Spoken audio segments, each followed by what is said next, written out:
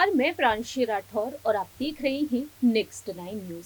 महाराष्ट्र के सियासी संकट से आप सभी बखूबी वाकिफ है। बीते लंबे वक्त से महाराष्ट्र में सियासी संकट गहराया हुआ है और ये सियासी संकट बिल्कुल भी थमने का नाम नहीं ले रहा है। जैसा कि आप जानते ही हैं कि एकनाथ शिंदे 39 विधायकों के साथ बगावत कर बैठे शिवसेना के प्रमुख उद्धव ठाकरे के साथ, और आज के समय में महाराष्ट्र में बीजेपी के समर्थन से वह अपनी सरकार चला रहे हैं। मौजूदा मुख्यमंत्री एकनाथ शिंदे और उप मुख्यमंत्री देवेंद्र फडणवीस के नेतृत्व में महाराष्ट्र की आवाम के लिए, महाराष्ट्र के विकास के लिए कई अहम फैसले लिए जा रहे हैं। लेकिन इन अहम फैसलों से कहीं ना कहीं निराशा देखने को मिल रही है महाविकास अघाड़ी गठबंधन में।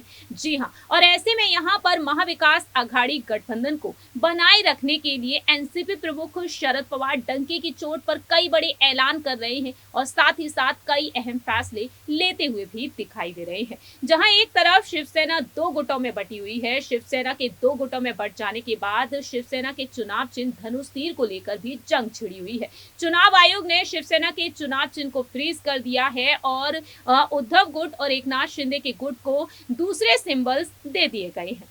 ऐसे में अब मुंबई में अंधेरी ईस्ट विधानसभा क्षेत्र में जो उपचुनाव होने वाले हैं, उन उपचुनाव के चलते अब सियासत तेज हो चुकी है। दरअसल उद्धव गुट की तरफ से ऋतुजा लटके को मैदान में उतार दिया गया है उनके पति के गुजर जाने के बाद, और ऐसे में विपक्ष यहां पर मांग करते हुए नजर आया है ऋतुजा लटके के लिए कि यहां पर बीजेपी उनके सामने किसी भी उम्मीदवार को ना उतारे। आपको बता दें कि बीजेपी ने उम्मीदवार के तौर पर मैदान में उतारा मुर्जी पटेल को, लेकिन बाद में बीजेपी ने अपने प्रत्याशी को पीछे भी कर लिया और अब ऋतुजा लटके उपचुनाव को लेकर काफी ज्यादा सुर्खियों में बनी हुई है। इसी बीच यहां पर एनसीपी प्रमुख शरद पवार भी मांग करते हुए नजर आए यहां पर मुख्यमंत्री एकनाथ शिंदे और देवेंद्र फडणवीस से, और उनकी उस मांग को पूरा भी किया गया। ना सिर्फ शरद पवार बल्कि मनसे प्रमुख राज ठाकरे ने भी चिट्ठी लिखकर भेज दी थी देवेंद्र फडणवीस को। ऐसे में देखा जाए तो इस मामले को लेकर फिलहाल तो सियासत तेज है, लेकिन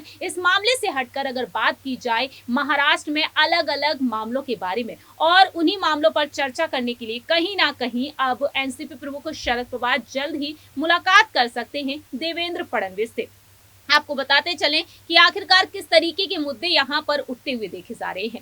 महाराष्ट्र की राजनीति में शरद पवार जो हमेशा ही चर्चा का विषय बने रहते हैं। कांग्रेस पार्टी का एक वक्त वह हिस्सा रहे, लेकिन कांग्रेस से अलग होकर उन्होंने खुद की पार्टी का गठन किया, राष्ट्रवादी कांग्रेस पार्टी का। और ऐसे में अब शरद पवार को लेकर, उनकी पार्टी को लेकर यह दावा किया जाता है कि भरोसा नहीं किया जा सकता है इस पार्टी का, क्योंकि उन्होंने एक पार्टी से अलग हटकर अपनी पार्टी बनाई। दूसरी ही तरफ यहां पर देखा जाए तो सत्ता में आने के लिए शरद पवार रणनीतियां लगातार बना रहे हैं। बारामती इस वक्त भारतीय जनता पार्टी का सबसे बड़ा निशाना बन चुका है। बारामती शरद पवार का गढ़ है। उनकी बेटी सुप्रिया सुले वहां से सांसद है और बारामती में जीत हासिल करने के लिए बीजेपी वहां पर सेंधमारी करती हुई दिखाई दे रही है। लेकिन दूसरी ही तरफ कृषि क्षेत्र में कितने बड़े बड़े बदलाव होने चाहिए, उसको लेकर अजीत पवार, सुप्रिया सुले, शरद पवार लगातार कई बड़ी बड़ी मांग करते हुए नजर आए हैं विधानसभा में। ऐसे में देखा जाए तो इन तमाम मुद्दों पर चर्चा करने के लिए आगामी बीएमसी चुनाव को ध्यान में रखते हुए,